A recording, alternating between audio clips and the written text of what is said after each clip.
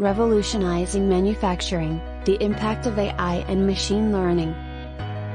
Predictive maintenance, AI can be used to predict when equipment will require maintenance, reducing downtime and increasing efficiency.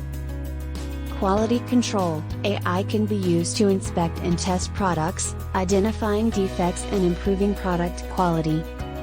Process optimization, AI can be used to optimize manufacturing processes, improving efficiency and reducing costs. Supply chain management, AI can be used to optimize logistics and supply chain operations, improving delivery times and reducing costs.